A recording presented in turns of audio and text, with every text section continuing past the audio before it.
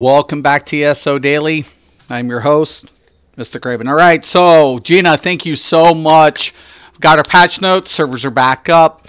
I'm going to be covering the patch notes. Cyanide's already been on this. I'm going to just go over it and recover the patch notes and go over my opinion. I'm not going to be covering everything. We're going to get down to the nitty-gritty, shorten this up, so here in a little bit I can get into the gameplay and we'll review what we can. Alright, so let's get into it. Dragon Bones, new update's going to be 3.30. That's my dog. It is what it is. Alright, so 2 new dungeons, new collectibles, battlegrounds, base game. We're looking at a level up advisory, couple fixes.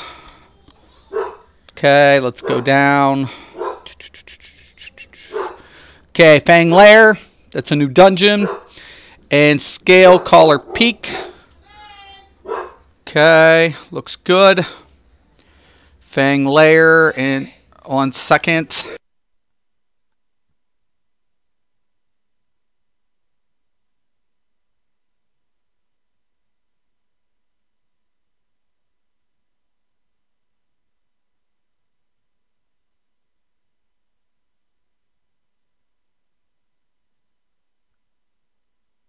Okay, guys, I got to end the stream. I'll be right back. I will redo this. Sorry about it. Real life situation came up real quick. I'll be back and I'll redo this. All right, thanks. Mr. Craven ESO Daily back. I'm going to be reviewing the patch notes for 3.30. This is for the Dragon Bone DLC, now available on PTS today. Cyanide's already went over these patch. I'm just going to do a quick review, give you guys my input. And I do want to thank Gina Bruno for getting this out to us today. Thank you, Gina. Much appreciated. And we're going to go ahead and get into it. All right. So we got 2 new dungeons, new collectibles, new item sets, new achievements, battlegrounds, level up advisory, new feature, furnishing updates, master right updates. All right, crafting, housing, clockwork, some fixes and improvements, base game. All right, Fang Lair. It's one of the new dungeons in this DLC. And then Scale Caller Peak. All right, looks good. Both dungeons are going to, of course, include the normal version as well as veteran and challenging. You know, good stuff. We got unique skins, hats, titles, housing items. Cool. Priest mask, so that's kind of cool, just for having the DLC. Walking in there, you'll get it. Trophies, busts, skins, cool. All right, sets, kind of important here. Calurian's Legacy Light, spell crit, spell power, spell crit. When you deal critical damage with a single target magical ability, you launch a fire, ice, shock, or disease ball at your target that deals 12,900 damage and applies a status effect. This can occur every 10 seconds.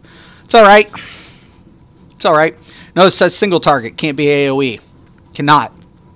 Shouldn't proc on AoE. Has to be single target damage. Like funnel health, javelin, so on and so forth. Well, but not proc on an AoE ability. And that's alright. Sure. Trapping of invigoration. Stamina recovery, max stamina recovery. When you cast an ability while under 33% stamina, you restore 9,000 stamina. This effect can occur every minute. Okay, it's got a long cooldown, but seriously? 9,000 stamina under 33%? Shit. Oh, Jesus. Okay, that's pretty good. That's a good set, you know. Alfnor's Favor. Max health. With recovery, Magicka, stamina, healing taken. Increase the Magicka or stamina, your heavy attacks restored by 30%? Shut the fucking door. Oh my god. I'm loving this shit. Oh. Turvox monster. Max health. When a nearby enemy damages you, this is the new monster set. When a nearby enemy damages you, summon a growling pool of desecrated bile for 8 seconds. Enemies in the bile receive 433 disease damage every second and are inflicted with minor maim and minor defile, reducing their damage done and healing received by 15%. This can occur every 8 seconds. I've got a tank that's going to be using this for PvP. Oh my god. Yes. Yes. Yes. 1 second.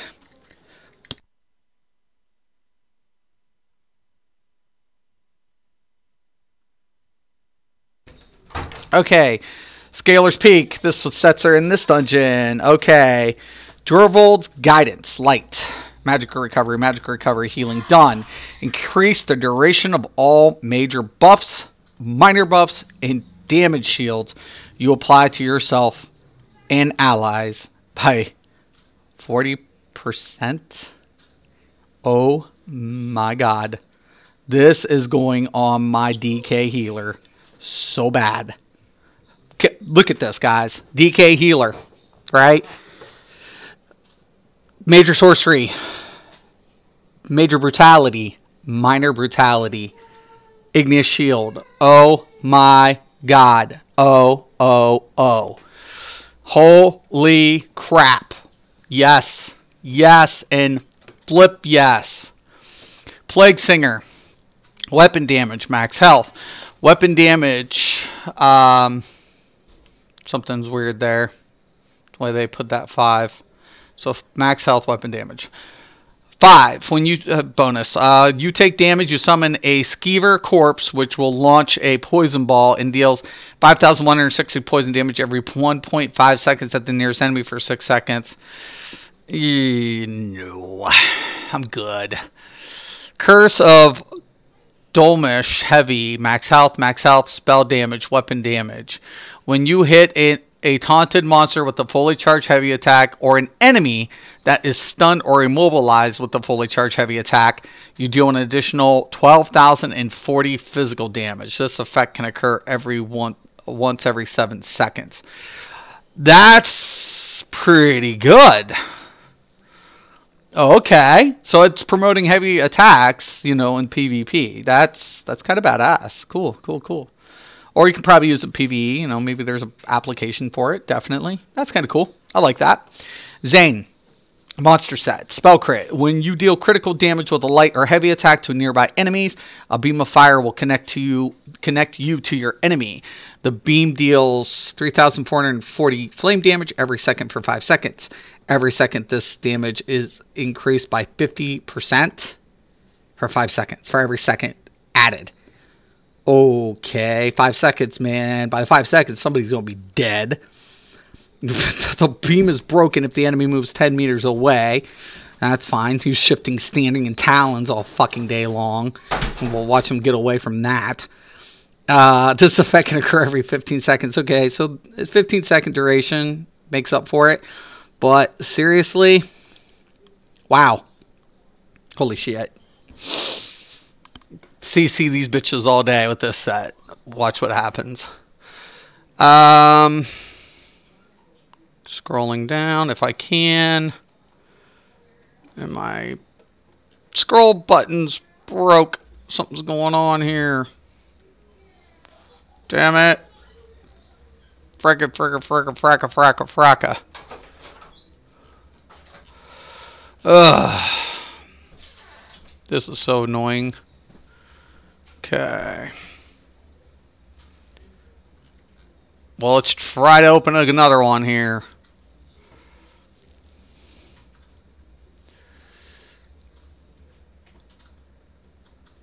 Let's go over here. Let's reopen this. Forums. Go back in. Something. Jeez. Okay. Going back down. Alright. Gone over that. Battlegrounds. 2 new maps have been added for Battlegrounds. Always like BGs. They do such a good job. Devs do an awesome job with that. It's pretty cool. Outfitting system. Alright. New outfitting system is now available and allows you the freedom to customize the visual appearance of your character, including both the styles and dyes. With outfits, you determine appearance of every aspect of your characters piece by piece, regardless of what you are or aren't wearing underneath. Like how they stress aren't. To begin customizing your outfit, simply locate an outfit station, which are available in most cities and displayed in local town maps, and equip an outfit via the drop-down menu. Every dye station previously found in the world has been upgraded. In addition to dyeing your equipment, armor, hats, and costumes as it did before, these updated stations now also allow you to create and customize the style, and dye choice of each slot of your outfits in exchange for gold. Okay, cool. You can freely preview as many changes to your outfit as you like, and will only be charged when you finalize your choice. You can also purchase outfit change tokens from the Crown Store. Of course you can. That's one of the nice benefits of this game. I ain't got the gold, but I got the money! Ching ching! Okay, which allows you to bypass the gold of an outfit's change. Alright, outfit styles. Before you modify the appearance of an equipment slot, you first need to unlock the style. That's motif styles. Okay. Learning styles. The primary way to learn outfit styles by reading motif books and chapters. In addition to unlocking abilities to craft. I'm just skimming. As the outfit styles knowledge is account wide now. Cool. How to craft glass style, for example. Sure, cool deal. These styles are collectibles retroactively unlock. In addition to motifs, completing the Soul Shriven in Cold Harbor quest awards a set of prisoners' clothing style. Okay, awesome. Customization. Each slot in an outfit can be customized individually. Any weight of equipment can be used in your outfit for a given slot. This means that outfit can override the style of your chest slot to look like heavy armor, even when you're wearing light armor jerkin or a leather jacket, but cannot make your feet look like they are wearing gloves instead of boots. That would have been hilarious. This selection and appearance persists while the outfit is active, even if you change your equipped armor. That is so badass. So badass. You can also set an outfit to hide your current equipped helm with the hide helm outfit style, which is always available. Okay, cool. In addition to armor and weapons, you can also visually change the outfit system. We'll be playing with it. Material dyes. Sure. Multiple outfits, converting, furnishing stations, home storage. Big one here. So, storage. We're pleased to introduce a new form of collectible. Storage furnishings. These account-wide items allow you to store 30 or 60 items per collectible, depending on the size. You can acquire 4 30-slot coffers and 4 60-slot chests for a combination total of 360 storage slots. All 4 coffers share the same visual appearance, but each have unique names and can be nicknamed for easy organization. Love it. Chests work the same way with their own shared appearance. To use storage furnish, first travel to your home and navigate to this new storage section of the services category of the housing editor to place your collectible. Once you've placed the storage furnish, you can use it at any time to deposit or withdraw items from that particular collectible. Each one has its own storage, which is separate from all other item storage. Unlike banks storage, ingredients stored in chests and coffers will not be used when crafted, and stored equipment will not appear in deconstruction, research, upgrades windows. Keep that in mind. Since these are collectibles, you can place each one in as many homes as you like, and will see the same items regardless of which home you open that particular chest or coffer in. So if I place it in A and I place another one in B, I have access to both of them no matter which home I'm in. That's pretty cool. Thank you, Zoss. You can purchase storage coffers and chests from a Master Craft Mediator, the Crown Store, or guess what? I was telling you about it. Telvar Merchants. You can also earn storage coffers from the Level Up Advisory. That's pretty cool. Upon reaching level 18, if you have not already purchased it. There are new homes. Pretty cool. We might check those out. Master right updates. Who sells furnishing? Additional plans, furnishing, right vouchers, and you can buy the stuff. Cool. Furnishing updates. Level Up Advisory. This is kind of cool. This is a new system being added for players new to Elder Scrolls, as well as veterans to basically help them with said build. Kind of cool. So there are milestone rewards right here. Every time you level up. Cool deal. Level 5. 2 green quality rings. Grants max health bonus. A mount at level 10. Ding, ding, ding, ding, ding, ding. That's pretty badass. A choice of 6 blue quality weapons. Choice, like that. Level 20, a costume of choice. Nice.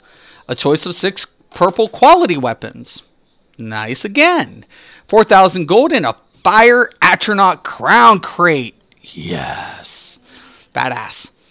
Level 35, a choice of 10 purple quality crafting improvement materials. Nice again.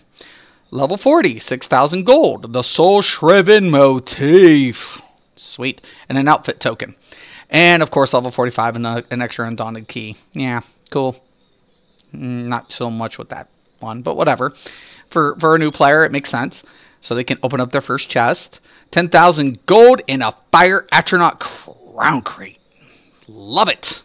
Pretty badass. Good job, Zoss. Good shit. This new system makes recommendations for how you spend your points based on your build selection.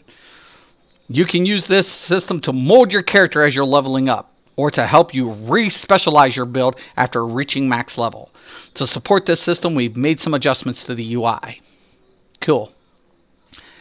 Badass. Hopefully I start seeing other healers besides a freaking Templar or a Warden, and see other tanks besides a fucking DK. It's great. Love it.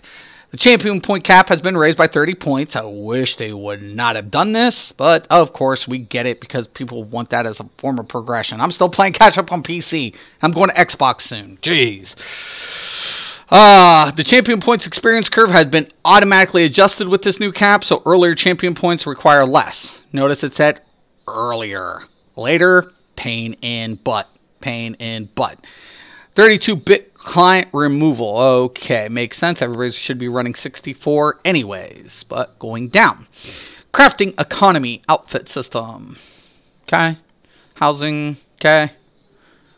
Okay. Fix the number of animations. Memory. Da-da-da-da-da. Quest. Da-da-da-da-da. Da-da-da-da-da-da-da-da-da. Battlegrounds. Battlegrounds are once again no CP. Thank you, Zoss. Thank you. Oh my God. Thank you. Thank you. Thank you. Thank you. Once again. I love you. Oh, thank you. It's been asked. Decrease the respawn timer for player characters to 20 seconds from 30 seconds for Chaos Ball. Okay? Increase the alliance points rewarded for your team's placement in Battlegrounds. This equates to the following. 100% increased AP if your team comes in first place. I love this. I love this incentive. It gets people to play the objective. Thank you. 12,000, 175, 11, and 410. Nice. Nice way. Yes, yes. Keep it coming. That's how you incentivize BGs. Good. Hell yeah. I'm with that. Art and animation. Okay, let's go down. Warden, green balance. Healing Seed, reduce the cost of this ability and its morph by 28%. Cool. Like that. Swarm, fixed an issue where the ability and its morph were not being considered damage over time effects. Yeah, it was acting like an instant. We're aware. It hits hard like a motherfucker. Was doing some weird shit. I don't know. Quests. Cool. Cool. Maelstrom Arena. Spider Kurth Captain and Spider Kurth Elite and Navigator once again cast lightning, the Lightning Grasp. Okay. Sure. Well, that sort of sucks. Moving on. Maul of Lorcan. Fixed an issue where some of the weapons of Maul of Lorcan's item sets Remedy, Moon Dancers, Bastion, and Roar were not properly displaying their spectral purple vision effects. Okay, that's cool. Quests, not a lot. Area of effect abilities, combat balance. Let's get into this one. Area effect abilities now deal full damage to target hit, instead of having a damage penalty after 7 or more targets. Secondary effects from those area of effect abilities, snares, stuns, etc. are still capped at 6. Get rid of it. Just fucking get rid of it. We want to encourage more tactical group play. Makes sense, especially in Cyrodiil, where players are encouraged to spread out instead of stacking in a tight ball. No, please keep them in a tight ball. That's how I get kills. Don't like it when they spread out, but sure, I get it. We're still evaluating this aspect of AoE caps. Just get. And we'll make adjustments in the future as necessary. I got an adjustment. Get rid of the cap. That's what I want. Get rid of it. Casts and times and interrupts. Rebalanced and global updates. All cast times and channeled abilities along with the rule set for interrupting those abilities. Reduce the movement speed penalty while casting or channeling an ability to 25 penalty from 50. Nice. Okay. I'm cool with that. Thank you. Melee cast times and channeled abilities, uppercuts, puncturing strikes, etc. In some range abilities, rapid fire are still the exception to the rule. Well, can't have everything. When ability is interrupted, it is now put on 3-second cooldown where it cannot be used. Oh my god. Melee cast times and channel abilities, uppercut. I mean, here's the offset. They do it, and okay, sure. I get it. Ultimate abilities and heavy attacks are still exceptions to the rule. Cool. When a cast time or channel ability is interrupted, you will be staggered, stunned, and set off balance. After the stun ends, you gain crowd control immunity. Okay, that makes sense. I like that. I actually like this. I like it a lot. That's pretty badass. Counterplay within the effect. Cool. That's pretty badass. Good job, Zos. Crowd control immunity now grants immunity to all interrupt effects. After a cast time or channel ability is interrupted, you will be immune to any further interrupts until crowd control immunity wears off. This rule only applies to players. Monsters are still an exception to the rule and cannot be interrupted at any time. You will now see the red interruptible telegraph on enemy player characters if they are casting or channeling. What? What? Why do we need an indication? Why do we need the indication? I mean, if they don't know to do it, why prompt them to do it? I mean, we've been doing this for how many years now? We're going to prompt people to interrupt now? What? What? Ugh. Okay, sure. Oh, remove synergies from global cooldowns, and they can now be activated while using other abilities. Synergies now have a shared 1-second cooldown with other synergies. Let's see the spoiler.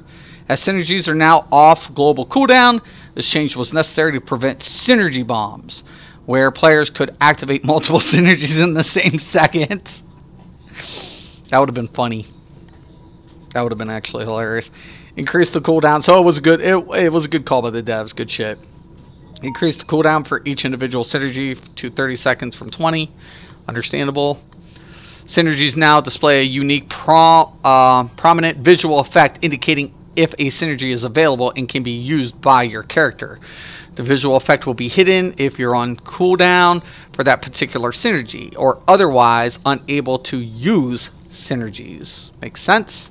Updated the tooltip for synergy abilities to better describe their effects, and the name of the synergies is now highlighted in the tooltip.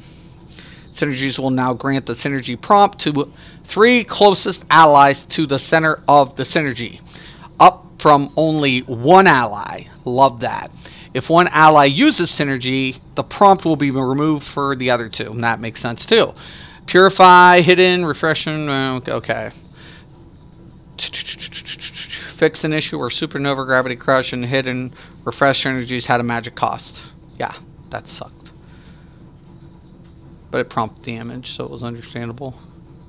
Blood altar, blood funnel, KKK.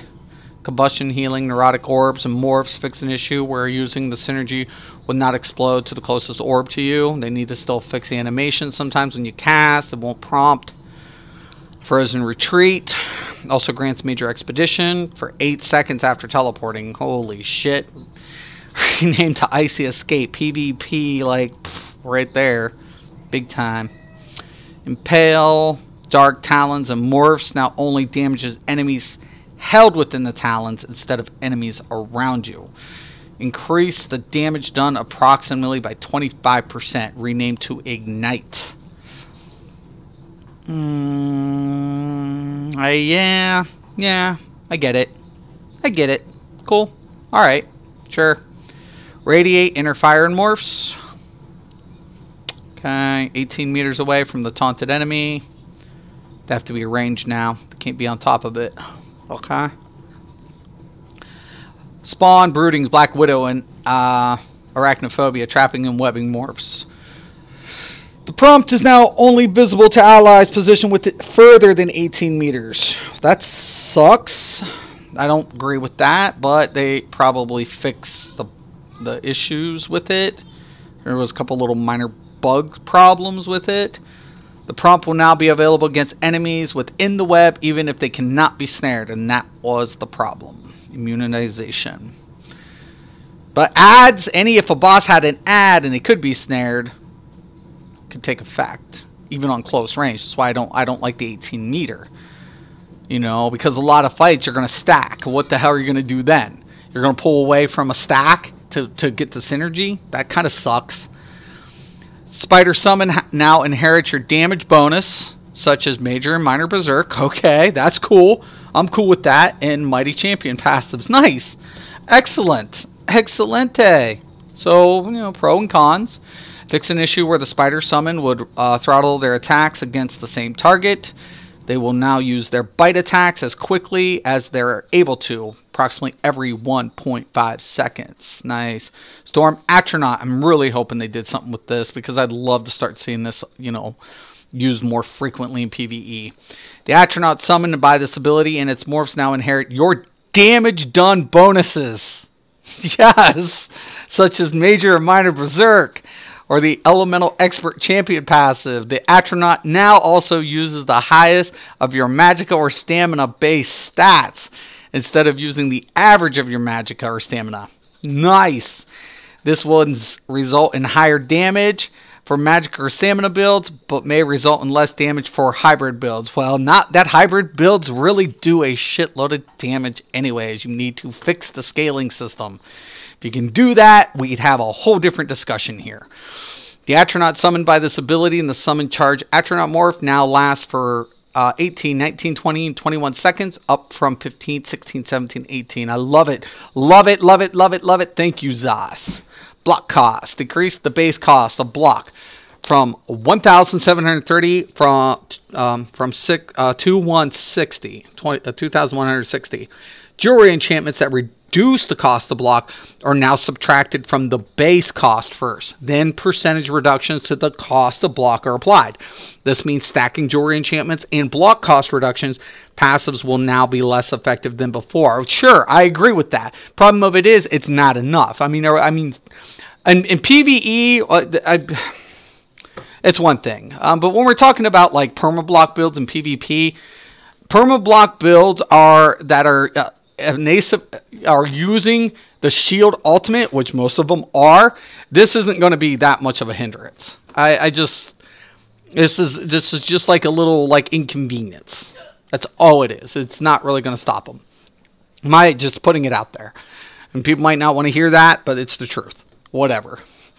Ancient Knowledge, destructive passive, now reduces the cost of block by 36%, up from 15 to 30. Cool. Cool. Nice. Excellent. Warden. Nice. Cool. Heavy attack and off balance. Warden tanks anyways. Using a heavy attack against an off-balance enemy will now only consume the off-balance debuff if the enemy is successfully stunned. Make sense? This means that using a heavy attack against an off-balance boss, enemy will not consume the off-balance effect, as bosses are immune to crowd control effects. Nice. Okay, cool deal. This new behavior also applies to the Power Lash ability. We've had this debate. You can use Power Lash on an enemy until the off-balance effect expires or is consumed. So the effect is no longer going to consume it, but keep in mind the first effect can set. Okay. So and that's why I was telling people I use the other one, because I already knew Power Lash was doing that. So it guys gives you a little bit of more, application. Cool. It was causing a big debate between a couple of us. Using a heavy attack against an off-balance enemy player character will now stun them in the same way that it stuns monsters. This new behavior also applies to Power Lash ability. You've already said that. I get it. Using a fully charged heavy attack now restores double the amount of resources. Let's say, what? Using a fully charged heavy attack against an off-balance enemy will now restore double the amount of resources. Holla! Cool. Love it. Boss enemies can only be set off balance once every 15 to 20 seconds.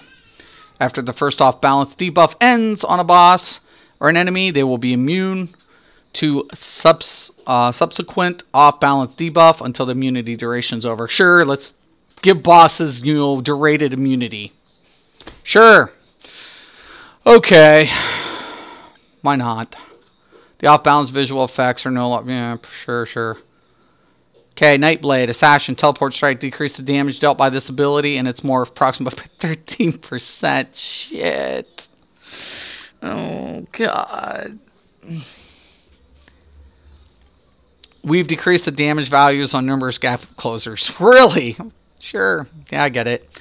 Not just Teleport Strike, but other charge abilities. Critical Charge, Focus Charge... Yeah. I don't like it, but I have to agree. Sure. I get it. Counterplay and everything. I get it. Templar, Adder Spears, Focus Charge decreased. Okay, sure. I don't want to read it anymore. Puncturing Strikes refracted the damage done by this ability in its morph, so it works more intuitively with damage taken bonuses on enemies. Previously, Puncture Strike's bonus damage to the closest enemy would be an additive with the damage taken bonus, such as Minor Vulnerability. This will result in increased damage on targets with Minor Vulnerability. Okay, I kind of like that. Two-hand, Critical Charge, I'm not reading it. We know. Stampede, sure. Not reading it. Shield Charge, no more. I'm not reading anymore the gap closers. It's, no, sure. Everybody got decrease. Every gap closer got decrease. Even Werewolf. Sure. Decrease the damage. I get it. Fixed an issue with stun animation from Sneak. Shadow, Veiled Strikes, fixed an issue where the ability and its morph would still stun and set enemies off balance even if they could detect you with detect potions. Yeah, that was kind of messed up. I will admit that. Dawn's Wrath, Backlashed, fixed an issue where multiple Templars were using this ability and morphs against the same target would not deal the full amount of the intended damage. That's a cool fix. Radiant Impression, fixed an issue where the execute bonus damage and Magicka bonus damage from this morph were not multiplicative with each other. This fix will result in higher damage done with its morph. Cool. Excellent. Heavy Armor, Unstoppable. Immovable Morph, fixed an issue where the morph was increasing the duration of the skill by a lower amount than intended for each piece of heavy armor worn. So it's fixed, aka nerf. Assault, Rapid Maneuvers, fixed an issue where the buff from this ability and its morph would be removed if you use Shadow Cloak near monsters or NPCs. Okay, cool deal. Imperial Skills, Red Diamond, fixed an issue where the passive ability would display a generic icon in your buff tracker when it triggered. Okay. Soul Shine, use this set. Fix an issue where numbers class abilities were not interactive with Overwhelming Surge or Innate Axiom item sets. Cool deal. Soul Shine, fix an issue where this item set bonus was not applying to Solar Barrage. Not that I use Solar Barrage with that set. Much prefer Soul Assault. Storm Knight Plate. Fix an issue where this item sets 2 and 3 piece bonus. We're granting a lower amount of spell resistance than intended. Increase the length of time of Allied Well buffs and Citadel to 30 minutes?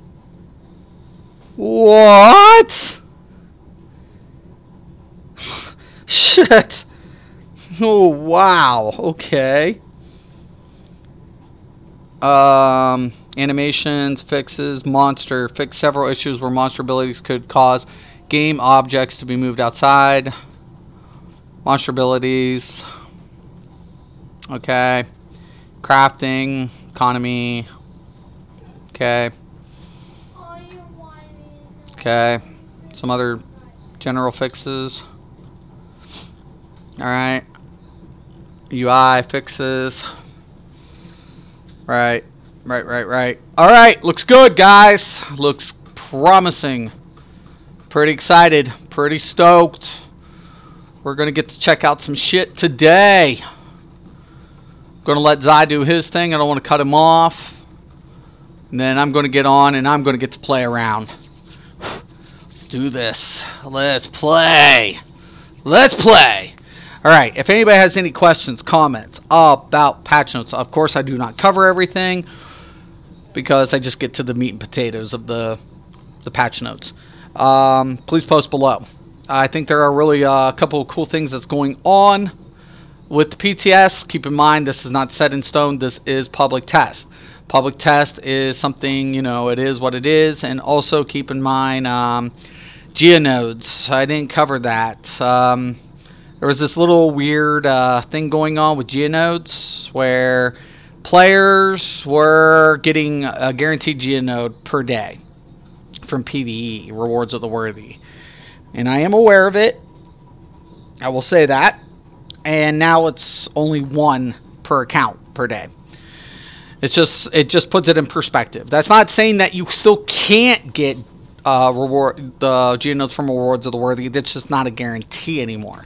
Okay, so we'll cover that, right? So it's just reducing the drop rate. So it puts people back into the PvE aspect of the game because, once again, those will be affected. You add the PvE ones, you still have a chance. You only get 1 guarantee. And keep in mind, you still have your end campaign, you know, aspect for transmutation geonodes. Okay? So there it is, said and done. I think I covered everything. If anybody has any questions, comments, please post below. I want to thank you guys for watching, and once again and always, have a nice day.